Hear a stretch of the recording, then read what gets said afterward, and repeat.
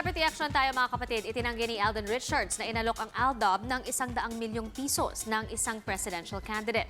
Dumepensa rin ang nadadawit na partido sa kumalat na balita. Umaaksyon si MJ Marfort.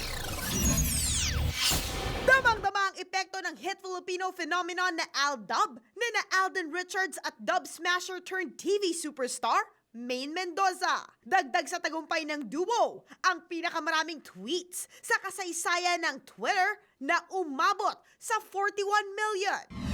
Hanggang ngayon, hindi pa rin po mag-sink in sa akin yung nangyari sa arena kasi ang hirap-hirap po yung i-take in sa sobrang laki.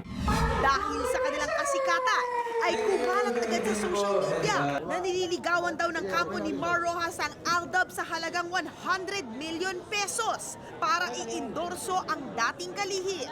Agad naman itong dininay ng young actor.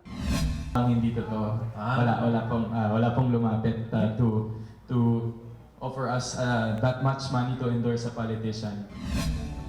Pero totoo raw na may mga nag-inquire na kunin sila ni Maine para mag-endorso ng mga kandidato. Sila lang daw ang tumanggi rito.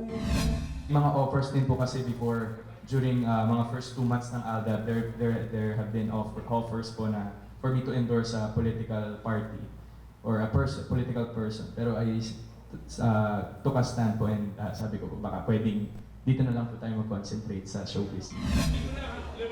Nakapanayam naman ng News 5 ang Vice Chair for Political Affairs ng Liberal Party na si Caloocan City Representative Edgar Erice tungkol sa issue.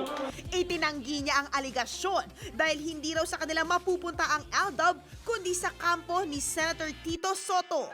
Iginiit din niya na libre mga artistang nag-endorso kay Pinoy noong 2010.